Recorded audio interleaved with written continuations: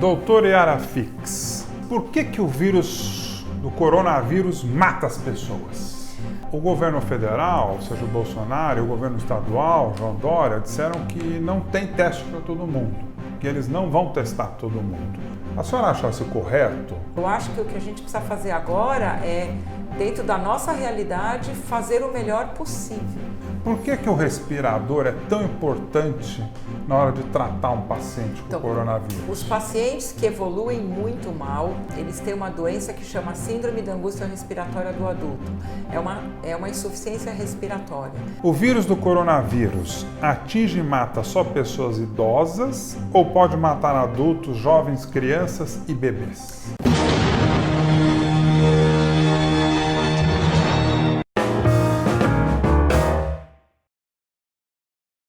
A minha conversa de hoje é muito importante. É sobre um assunto urgente. É uma emergência nacional, mundial. O meu bate-papo de hoje é com uma autoridade em coronavírus. Mas não só em coronavírus.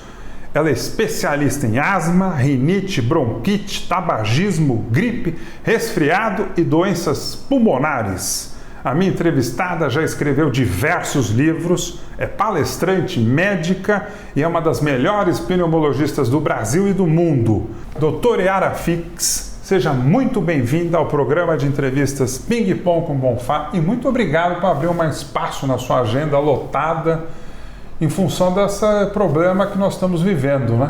Pois é, Bonfá, muito obrigado pela sua apresentação, mas eu vou ter que declinar o título de especialista em coronavírus, porque eu acho que não existe isso. A gente está vivendo uma realidade nova, é uma doença nova, é um bicho novo, então acho que ninguém hoje pode se dizer especialista em coronavírus. É uma doença que cada dia traz surpresas, a gente sabe muito pouco e a ideia aqui é a gente acalmar a população e orientar mais do que ter certezas, né? Eu passei a tarde inteira trabalhando, eu não assisti às últimas notícias, todo mundo sabe que os canais de televisão estão 24 horas no ar dando informações, então hoje eu 3, 4 horas sem assistir televisão já posso dizer que eu estou desatualizada. Então, realmente é uma realidade nova. Eu tenho 34 anos de trabalho como médica, 30 como pneumo, e eu posso afirmar que eu nunca vivi uma situação como essa. Doutora Yara Fix, por que o vírus do coronavírus mata as pessoas? Pois é, o coronavírus, como todo mundo já leu, já ouviu, ele não é um vírus novo. O coronavírus ele é o responsável por várias doenças respiratórias, a maioria delas resfriados comuns. Mas os vírus, eles são seres muito espertos, eles mudam. Né? A gente sabe que a vacina, o influenza, por que a gente toma vacina todo ano? Porque o vírus muda.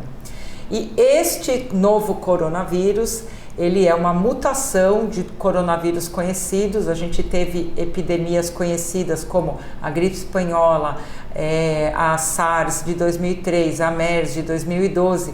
Esse é o novo coronavírus. Por que ele mata?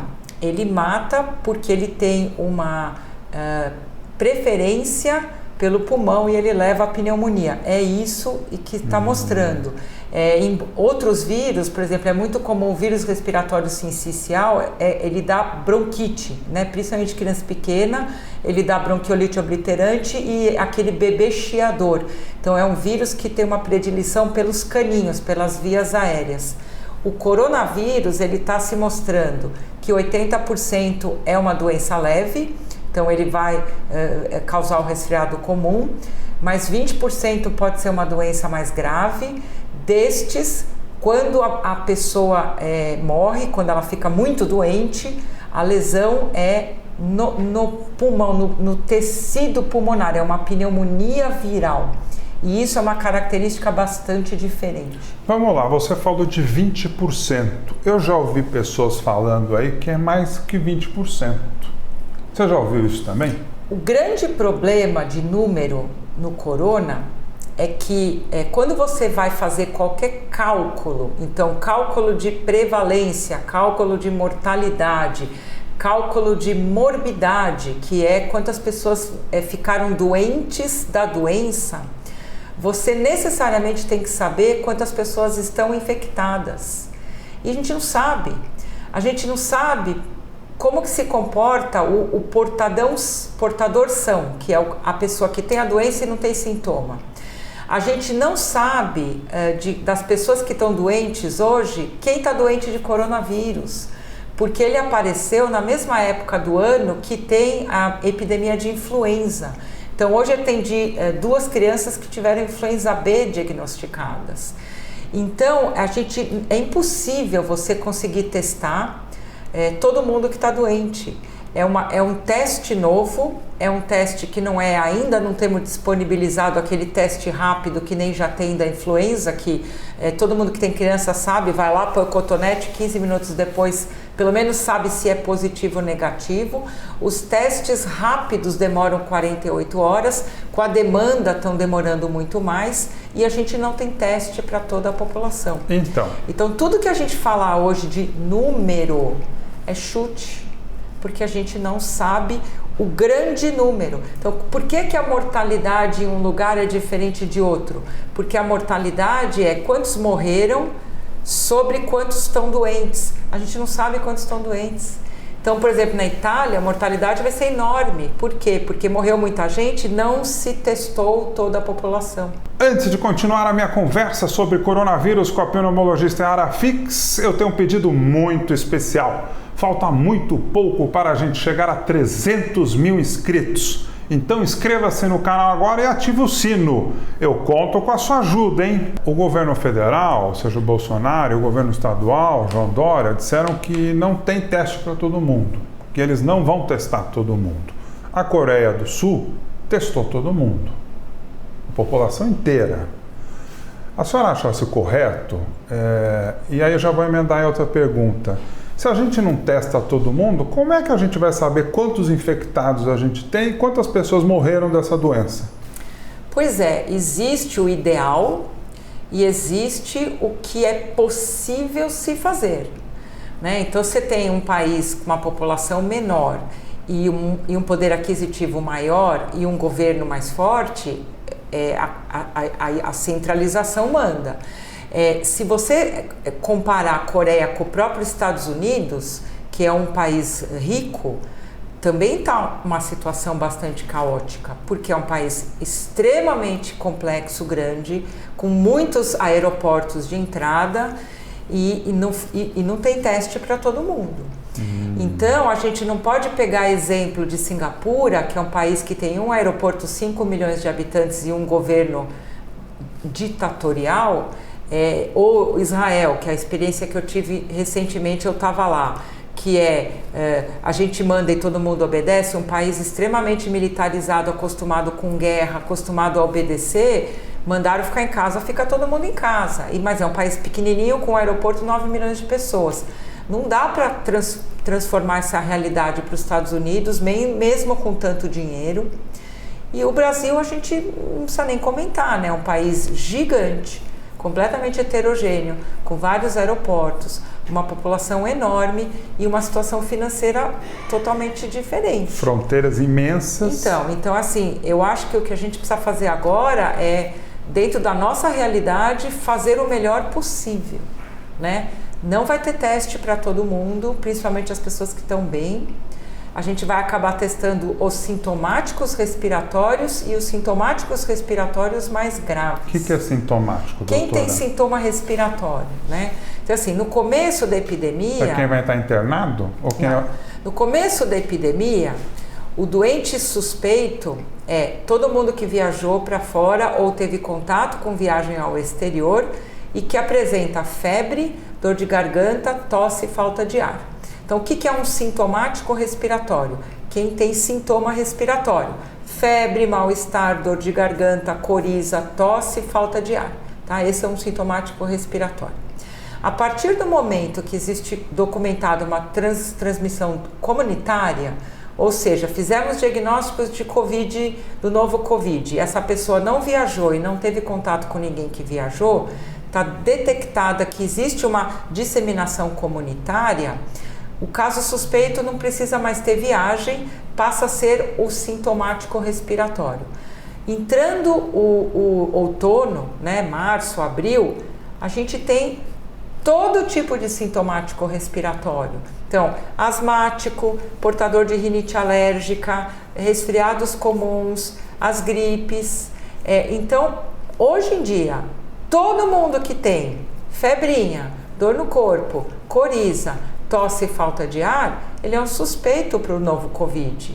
Não existe nenhuma possibilidade de testar todas as pessoas. Não tem aonde testar, não tem pessoas para receber. Lembra que a pessoa mais exposta é o técnico que está colhendo o exame.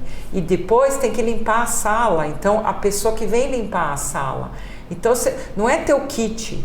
É teu kit, teu técnico treinado, ter toda a roupa paramentada e depois ter uma equipe de limpeza também paramentada que vai limpar aquele lugar que está sendo coletado. Não é uma coisa simples, muito menos barata. Numa população de 220 milhões de habitantes, é humanamente impossível dizer que a gente vai testar todo mundo. Então, quando a Organização Mundial de Saúde fala tem que testar todo mundo... Eles falaram isso. Pois é, mas teste. Fala o diretor-geral fala isso para a Índia, com 1,2 bilhões de pessoas que vivem em situação miserável. Ou mesmo quando você fala, tem que pôr todo mundo em quarentena e isolamento domiciliar. Ok. E qual é o número de pessoas que moram em casas pequenas, em bairros afastados, periferias e nas comunidades? Como a gente vai afastar?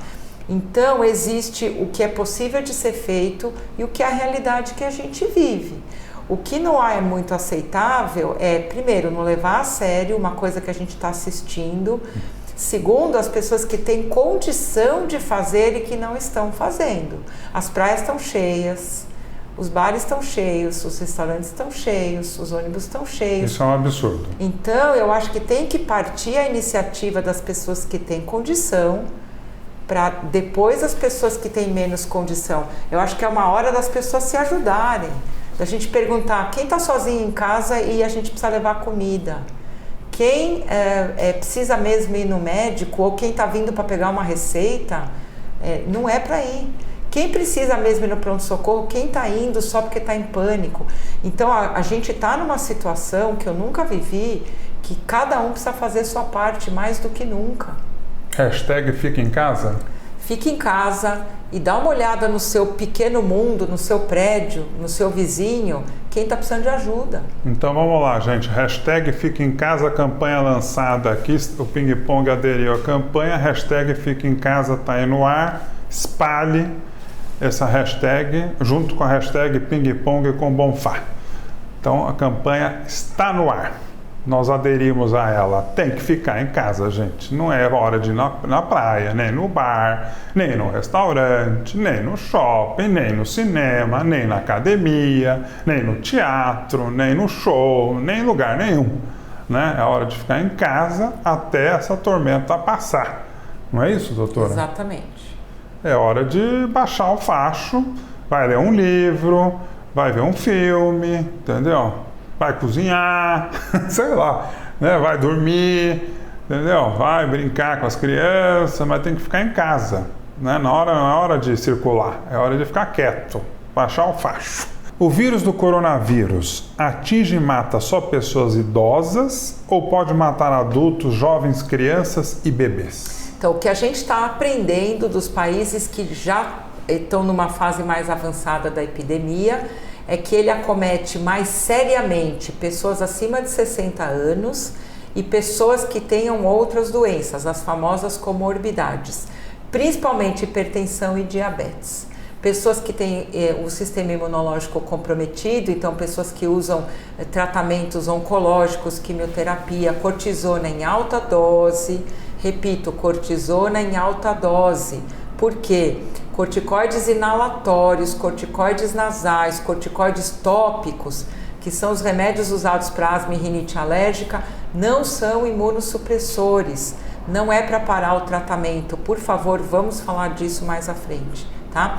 Não, então, parece que o vírus é mais letal, ele causa mais doença em pessoas mais velhas que tenham comorbidades. A Organização Mundial de Saúde divulgou que 2 crianças morreram ou estavam muito doentes, mas até o momento os jovens têm uma doença mais leve, tá? Isso tudo a gente vai ter que aprender ao longo da evolução da epidemia. Por que o respirador é tão importante na hora de tratar um paciente com coronavírus? Os pacientes que evoluem muito mal, eles têm uma doença que chama síndrome da angústia respiratória do adulto. É uma insuficiência respiratória. Esses pacientes precisam de um respirador artificial. E o que está mostrando é que eles ficam em respiração artificial 20 dias. Uau! Então é um leito isolado e um respirador. Isso é uma demanda de pessoal de enfermagem e de equipamento absolutamente astronômico, né? Um leito desses em um hospital é uma demanda de pessoas, equipamentos e insumos hospitalares altíssimos. É UTI. É o mais avançado de UTI. Entendeu? É o doente, digamos, mais caro dentro da UTI em termos de utilização de recursos. Uau. Então, quando você tem uma epidemia dessa e você tem um número astronômico precisando disso, eu acho que nenhum país do mundo dá conta dessa utilização. Nenhum país. Pode faltar, então? Pode faltar em países ricos. Entendeu? Então, é a mesma coisa que a gente pensa no sistema financeiro. Se tiver uma corrida no caixa, todo mundo hoje acha que vai ter, como que fala que teve aqui na época do Collor, vai ter bloqueio do dinheiro. Então, assim, imagina que todo mundo acha que vai bloquear o dinheiro no banco e todo mundo for no banco tirar o dinheiro, o que acontece? Acaba o dinheiro. É mais ou menos a mesma coisa. Você tem um sistema de saúde público que da noite para o dia todo mundo resolveu usar. Não dá conta. Se todo mundo acessa o Facebook não cai, é a mesma coisa. Então é um desequilíbrio entre o que existe e a utilização. E isso é uma coisa que está todo mundo com medo no mundo inteiro. Por isso, de novo, tem que ficar em casa. Por quê? Porque a única coisa que a gente tem para fazer hoje é diminuir o número de doentes que precisem da utilização extrema de uma UTI. Você está gostando da minha conversa sobre coronavírus com a pneumologista Yara Fix? Não acabou! Doutora Yara Fix, a senhora teme que o número de infectados e de mortos tenha um crescimento gigantesco de repente aqui no Brasil? A gente não tem a menor noção como que vai se comportar a epidemia no hemisfério sul. Ainda não teve essa experiência no mundo. Por que shoppings e academias precisam fechar, doutora Yara? Celulares precisam ser higienizados de hora em hora ou isso é um exagero? Então o celular, ele acaba, a gente coloca em todo lugar. Então hoje o celular é como uma extensão das nossas mãos. Como conter ansiedade para quem está de quarentena? Como o vírus do coronavírus age no organismo? Que cuidados devemos tomar no transporte público como ônibus, trens e metrô? Quem precisa ficar em isolamento domiciliar? Posso fazer um exame para saber se tenho o novo coronavírus?